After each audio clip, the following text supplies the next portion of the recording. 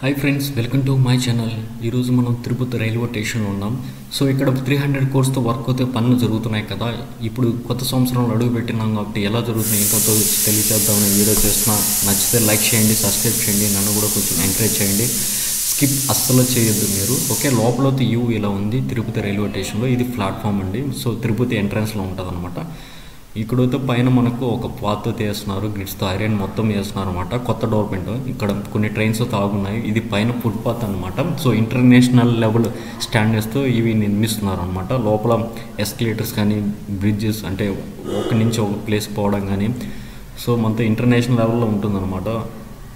ప్రస్తుతానికి అయితే వర్క్ అయితే ఇలా జరుగుతుంది.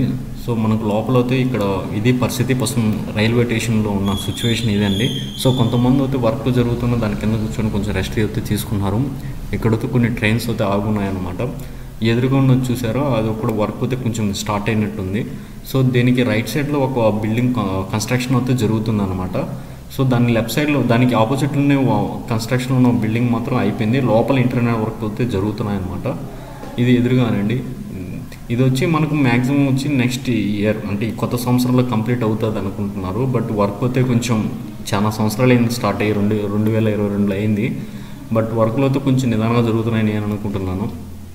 ఈ కొత్త సంవత్సరాన్ని కంప్లీట్ అవుతాయని ఆశిస్తాము. ఇది ఒక్కసారి కానీ కంప్లీట్ అయిపోతే మనకు చాలా బాగుంటుంది.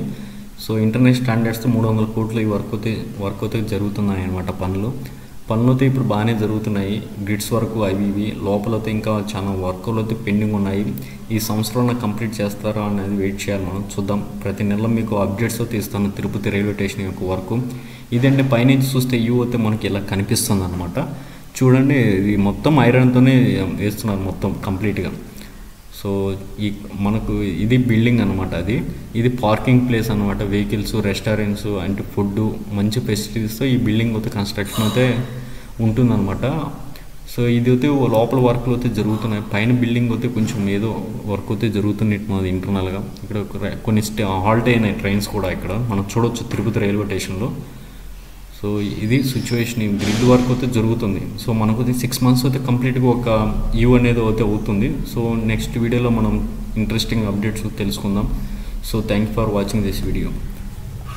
లైక్ చేయండి.